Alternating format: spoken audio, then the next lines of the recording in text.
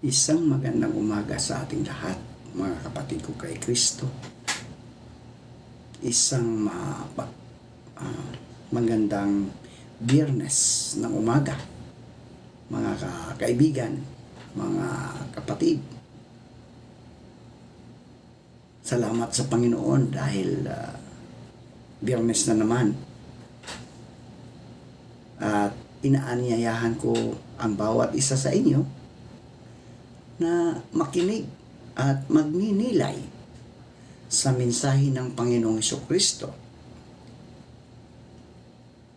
na sa gitna ng mga pagsubok at hamon ng buhay na ating kinaharap, makikita natin ang tunay na katatagan kay Jesus Christ, ang ating matibay na pundasyon. Halina't buksan natin ang ating puso at isipan at hayaan nating ang mensahe ng Panginoon ang magbigay sa atin ng pag-asa, naglakas at panibagong pananampalataya. Makinig tayo at maranasan ang kapayapaang nagmumula sa ating Panginoong Hesukristo. Mga kaibigan, mga kapatid, samahan ninyo ako sa ating pananalangin ngayong umaga. Ito po ay pananalangin para sa ating mga lolo at lola, mga senior citizen. Tayo po ay manalangin. Ama naming Diyos at mapagmahal, makapangyarihan sa lahat. Sa araw na ito, Diyos, aming itinataas sa iyo ang lahat ng mga senior citizen, ang aming mga lolo at lola, ang sa aming komunidad at sa buong mundo. Maraming salamat po sa kanilang buhay, sa kanilang mga karanasan, at sa lahat ng kanilang naging ambag sa kanilang pamilya, sa lipunan at sa bayan. Panginoon, ikaw po ang kanilang lakas sa bawat araw na lumilipas. Naway damhin nila ang iyong presensya sa gitna ng kanilang pagtanda at patuloy mong palakasin ang kanilang katawan, isipan at espiritu. Bigyan mo po sila ng mabuting kalusugan, kapayapaan ng kalooban at masayang puso. Sa mga panahon ng kahinaan, sakit at kalungkutan, yakapin po sila ng iyong pag-ibig. Ipadama mo sa kanila na sila ay mahalaga. Mahalaga sa pamilya at hindi kailanman nakakalimutan. Panginoong Hesus, pagpalain mo po rin ang kanilang mga pamilya na umaalalay sa kanila. Bigyan mo sila ng pasensya, pangunawa at malasakit upang maiparamdam ang tunay na paggalang at pagmamahal sa mga nakatatanda. Ingatan mo po sila sa anumang panganib, aksidente at karamdaman. Naway na mapuno ang kanilang mga araw ng ngiti, katahimikan at pag-asa.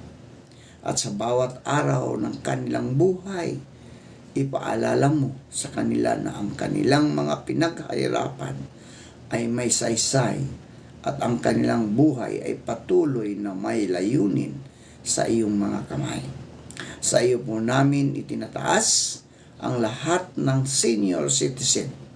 Ikaw po ang kanilang kanlungan, tagapag-ingat at walang hanggang pag-asa. Sa pangalan ni Jesus, kami po ay nananalangin. Amen.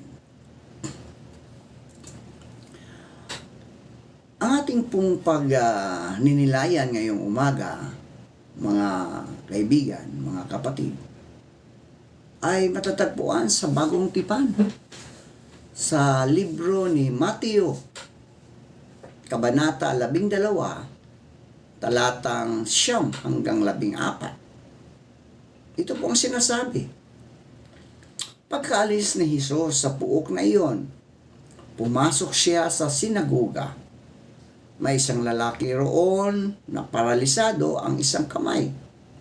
Naroon din ang ilang taong naghahanap ng pagkakataong maparangatangan si Hesus.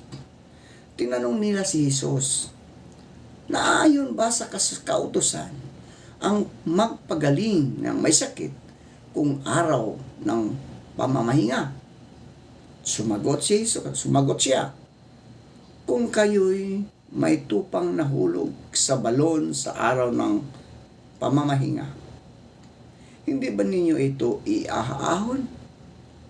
Higit na mahalaga ang isang tao kaysa isang tupa. Kaya't naayon sa kautusan ang gumawa ng mabuti sa araw ng pamamahinga. Pagkatapos, sinabi ni Jesus sa lalaki, iunat mo ang iyong kamay. Iunat nga ng lalaki ang kanyang kamay at ito'y gumaling gaya ng kabilang kamay. Kaya't umalis ang mga Parisiyong naroroon at nag-usap-usap kung paano nila maipapapatay si Jesus. Pinagpala na po tayo sa pagkabasa at pagkarinig ng kanyang mga salita. Mga kaibigan, mga kapatid,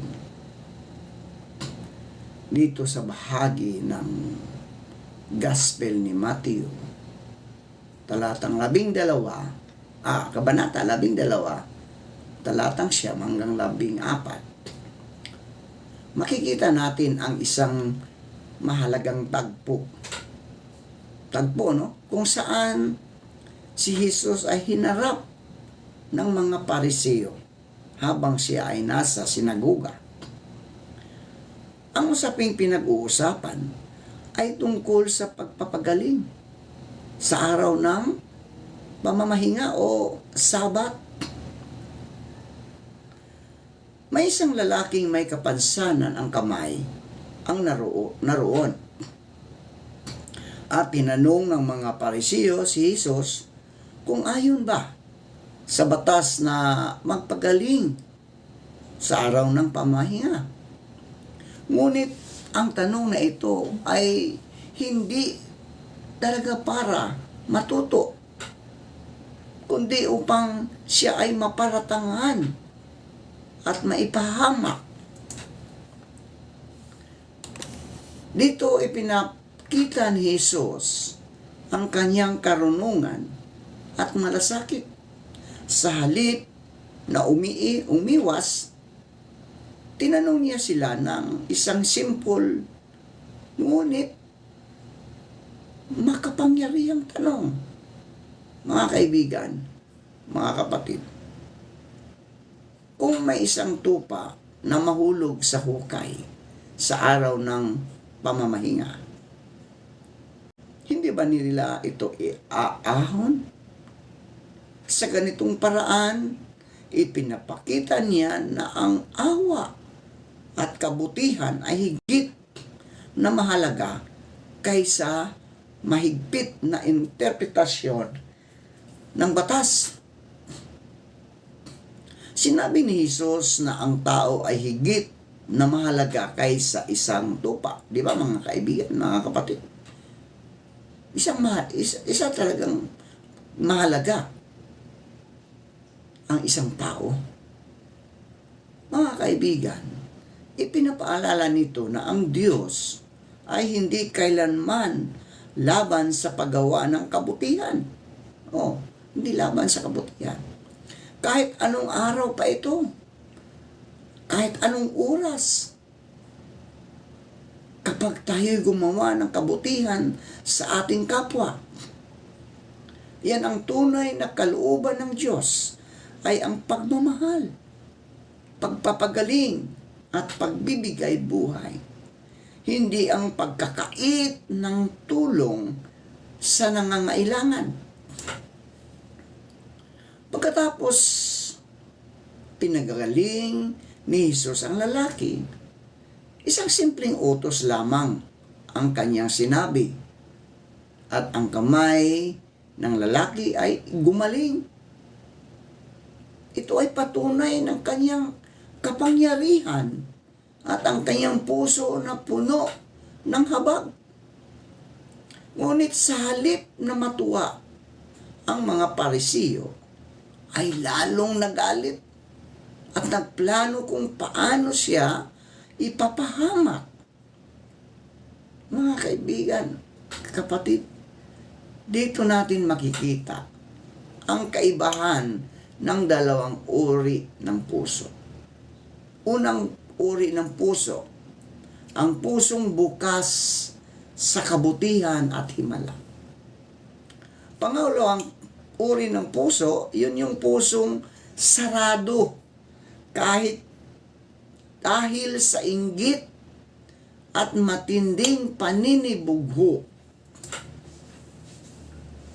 Ang mensaheng ito ay paalala sa atin mga kaibigan na ang relihiyon ay walang awa, ay nagiging malamig at walang saysay.